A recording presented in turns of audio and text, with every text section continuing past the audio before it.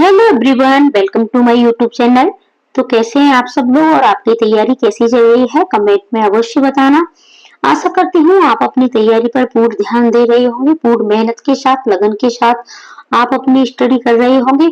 तो जैसा कि चैनल पर आपको सीटेट के ट्रिक और टिप्स पर वीडियो मिल रही है और साथ ही साथ हम टैग वर्ड्स पर भी वीडियो आपको दी जा चुकी है। आपको सीडीपी टैग वर्ड्स पर वीडियो दी जा चुकी है। अगर आपने नहीं देखी है तो उसे भी अवश्य देख लें। आज हम ईवीएस के टैग वर्ड्स पढ़ेंगे। अगर एक बार आपकी टैग वर्ड्स पर पकड़ बन जाती है, आप टैग वर्ड्स सीख लेते हो, आपके नेगेटिव टैग वर्ड्स होते हैं और पॉजिटिव टैग वर्ड्स होते हैं, साथ ही साथ आपके कुछ कीवर्ड्स भी होते हैं। जल्द ही आपको कीवर्ड्स पर भी वीडियो मिलेगी। तो अगर आप इन टैग वर्ड्स को सीख लेते हैं तो जो आपके 75 नंबर पेडागोजी के सीटेट में पूछे जाते हैं, तो इन 75 नंबर पर आपकी पकड़ बनती है और आप 65 से लेकर के 70 तक ये पेडागोजी के प्रश्नों को बहुत अच्छे से कर लेते हो। और अगर आप मान के चलिएगा इतने नंबर अगर आपके पेडागोजी के सही होते हैं तो सीटेट पर आपकी पकड़ बनती चली जाती है। तो बिना देर किए गए हम वीडियो शुरुआत करते हैं। अगर आप चैनल पर पहली बार जुड़ रहे हैं तो चैनल को सब्सक्राइब अवश्य कर लें, क्योंकि ऐसे ही वीडियो चैनल पर डेली आपको मिलती रहती है। और ज्यादा से ज्यादा अपने दोस्तों को शेयर भी कर दे वीडियो को। तो चलो शुरुआत करते हैं। देखो, सबसे पहले हम देखेंगे पॉजिटिव टैग वर्ड्स। ठीक है, दो होते हैं आपके, नेगेटिव और पॉजिटिव। और पॉजिटिव में आपके कौन कौन से आएंगे, तो पॉजिटिव में आपका आएगा विविधता का सम्मान। ठीक है, आपको बच्चे की जो विविधता है उसका आपको सम्मान करना है।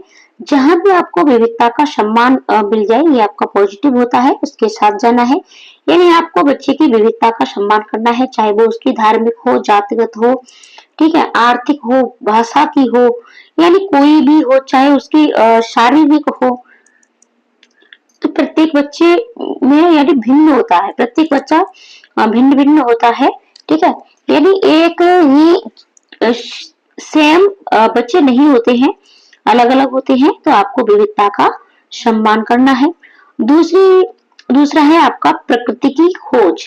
यानी आपको प्रकृति की खोज के अवसर बच्चे को ज्यादा से ज्यादा देना है, तो ये भी आपका पॉजिटिव पॉइंट है। फिर है जानकारी एकत्र करना। बच्चा ज्यादा से ज्यादा जानकारी एकत्रित करता है। ठीक है, तो ये भी आपका पॉजिटिव हो गया है। बच्चा जब स्वयं से जानकारी, ठीक है, स्वयं से कोई भी चीज करता है तब उसकी जानकारी अच्छी होती है। पढ़ाई के बाहर के जीवन से जोड़ना। यदि बच्चा जो भी पढ़ता है तो उसको उसके बाहर के जीवन से जोड़ना है। वैसे भी आपकी जो भी ईवीएस बच्चे को आपके प्राइमरी लेवल पर पढ़ाई जाती है वो सभी उसके दैनिक जीवन से जोड़ करके ही पढ़ाई जाती है। तो दैनिक जीवन से आपको उसको जोड़ना है। जैसे कि आप ईवीएस में बच्चे को प्रदूषण पढ़ा रहे हो, ठीक है, आप प्रदूषण पढ़ाते हो तो आपने जल प्रदूषण पढ़ाया है, तो जल प्रदूषण के लिए आप बच्चे को नाले और इन सब का उदाहरण देते हो।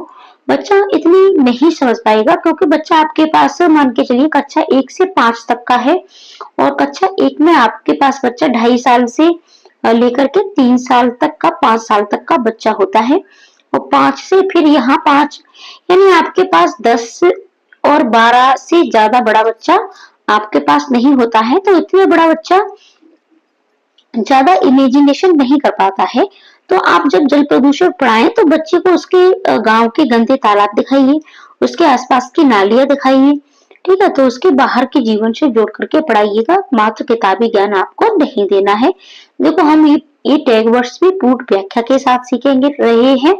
ठीक है, सीखेंगे और सीख रहे हैं। तो वीडियो लंबी तो होगी, लेकिन यकीन मानिए आप फिर इन टैग वर्ड्स को अच्छे से निकालना अवश्य सीख जाएंगे। तो वीडियो को लास्ट तक धैर्य के साथ अवश्य देखें। फिर इसके बाद है आपका सक्रिय अधगम अनुभव। यानी बच्चे को आपको सक्रिय रखना है, निष्क्रिय नहीं रखना है। ठीक है, तो बच्चे को आपको कैसा रखना है, सक्रिय रखना है। यानी बच्चा जब सक्रिय होकर के अधगम यानी सीखता है, अधगम का अर्थ होता है सीखना, और जब उसका सक्रिय अधगम अनुभव होता है, जो भी उसका एक्सपीरियंस होता है, ठीक है, तो वो ज्यादा प्रभावी होता है। तो सक्रिय अधगम अनुभव ये भी आपका पॉजिटिव होता है। फिर आपका जिज्ञासा उत्पन्न करना। बच्चे में आपको ज्यादा से ज्यादा जिज्ञासा उत्पन्न करनी है। ठीक है, बच्चा प्रत्येक चीज को जानने के लिए उत्सुक हो। जिज्ञासा का अर्थ है किसी चीज को जानने की उत्सुकता। ठीक है, मानचित्रांकन यानी बच्चे चित्रों के द्वारा, ठीक है, या फिर मानचित्र का चित्रांकन करे। ठीक है, तो ये भी आपका हो गया। दिशा ज्ञान की सापेक्ष स्थिति, बच्चे को दिशाओं का ज्ञान होना चाहिए, जैसे कि यहाँ आपका उत्तर, ये आपका दक्षिण, ये आपका पूर्व और ये आपका पश्चिम। और इसके साथ साथ आपको बच्चे को पता होना चाहिए ये आपकी दिशा कौन सी है, ये आपकी उत्तर पूर्व, ये आपकी दक्षिण पश्चिम, ये आपकी पश्चिम दक्षिण और ये आपकी दक्षिण पूर्व। इस तरीके से बच्चे को दिशाओं का ज्ञान भी होना चाहिए। तो दिशा ज्ञान की सापेक्ष स्थिति, ये सभी सारी चीजें आपको ईवीएस में पढ़नी है। और ईवीएस में आपको आपकी थीम और उप थीम के अंतर्गत क्या क्या पढ़ना है, इस पर भी जल्द ही वीडियो में आपको देने की कोशिश करूंगी, क्योंकि प्रश्न आपके यहाँ से भी बनते हैं। प्रकरण प्रकरण अंतर्निर्मित गतिविधि, ठीक है, तो इसके साथ भी आपको जाना है। बच्चों के दृष्टिकोण का सम्मान। अब बच्चे का दृष्टिकोण किसी भी चीज के प्रति, चाहे वो अच्छा है और चाहे बुरा है, लेकिन आपको उसके दृष्टिकोण का सम्मान करना है। अगर गलत दृष्टिकोण है तब आप बच्चे को समझा सकते हो, ठीक है, सिखा सकते हो कि इस तरीके से ये आपका दृष्टिकोण गलत है, लेकिन उसका भी सम्मान आपको करना है। क्षेत्र भ्रमण या शैक्षिक भ्रमण, आप बच्चे को क्षेत्र भ्रमण पर ले जा सकते हो और इसे ही शैक्षिक भ्रमण कहते हैं। ठीक है, तो ये दोनों में से आपको कुछ भी मिल जाए तो ये भी आपके पॉजिटिव पॉइंट है। इसके साथ साथ है आपको रुचि उत्पन्न करना। आपको बच्चे में ज्यादा से ज्यादा रुचि उत्पन्न करनी है किसी भी चीज को सीखने के लिए। आपका आकलन कैसा होना चाहिए, पोर्टफोलियो, जहां भी आपको पोर्टफोलियो मिले वहां उसके साथ आपको जाना है। बच्चों की इंद्रियों का ज्यादा से ज्यादा आपको उपयोग करना है। इंद्रिया यानी आंख, नाक, कान, ठीक है, तो जब बच्चा अपनी इंद्रियों का, हाथ, ये सारी चीजों को जब प्रयोग करके कोई चीज अधगम करता है तो वह ज्यादा बेहतर सीख पाता है। अगला है वास्तविक अनुभव। ठीक है, जब बच्चा रियल, ठीक है, एक्सपीरियंस जब उसका होता है तो ज्यादा बेहतर सीखता है। तो वास्तविक अनुभव बच्चे को कराना है। प्रश्न करना, बच्चे को ऐसा माहौल दीजिए कि वो आपसे ज्यादा से ज्यादा प्रश्न करे। ठीक है, व्यापकता, किसी भी चीज की व्यापकता होनी चाहिए। प्रोत्साहन बच्चे को आप दे सकते हो। प्रकृति से संबंधित होकर के आप बच्चे को पढ़ा सकते हो। अधिगम को आपको विस्तार करना है। पर्यावरण की सुरक्षा के प्रति आपको बच्चे को सिखाना है। खोजने एवं सीखने के ज्यादा से ज्यादा आपको बच्चे को अवसर देना है। ठीक है, तो ये तो आपके हो गए पॉजिटिव टैग वर्ड्स। अब हम पढ़ेंगे नेगेटिव टैग वर्ड्स। देखो, वीडियो अगर आपको थोड़ी सी भी अच्छी लगी तो प्लीज अपना प्यारा सा छोटा सा कमेंट अवश्य करना। और आपको किस टॉपिक पर वीडियो चाहिए उस टॉपिक को भी आप कमेंट कर सकते हो। और वीडियो अपने दोस्तों को शेयर भी अवश्य कर दें। अब देखो, नेगेटिव पॉइंट है आपको क्या क्या नहीं कराना है।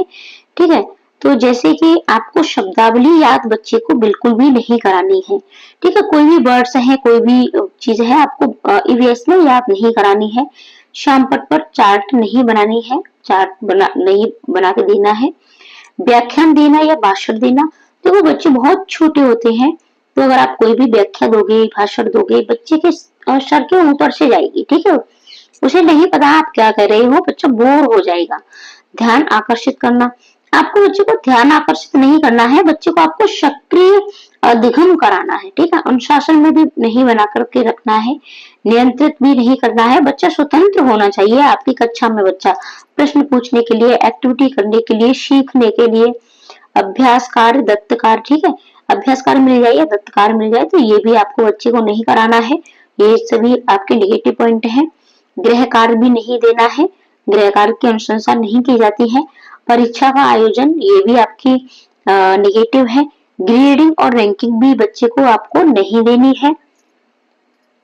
इसके साथ ही साथ छात्रों को संवेदनशील भी नहीं आपको बनाना है। सिर्फ कुछ बच्चों पर ध्यान नहीं देना है, बच्चे के आपको सभी बच्चों को मजबूत करना है, शारीरिक, मानसिक, ठीक है, सामाजिक। और बच्चा जो भी एक्टिविटी करता है तो आपको सभी बच्चों पर ध्यान देना है। आनंद और मजा भी उपलब्ध नहीं कराना है आपको। ये आपके सभी निगेटिव पॉइंट है। अगर ये आपको मिलते हैं तो ये आपके मतलब सीटेट में आपके प्रश्न गलत हो जाते हैं निगेटिव पॉइंट से। अगर आपको निगेटिव पूछा जाता है तब, अगर पॉजिटिव पूछा जाता है तो पॉजिटिव के साथ जाना है, निगेटिव पूछा जाता है तो निगेटिव के साथ जाना है। तो वीडियो आपको कैसी लगी है आप कमेंट करके अवश्य बताएं, शेयर भी करें, लाइक कमेंट भी करें। तो मिलते हैं ऐसे ही अगली वीडियो में। आज के लिए इतना ही, धन्यवाद।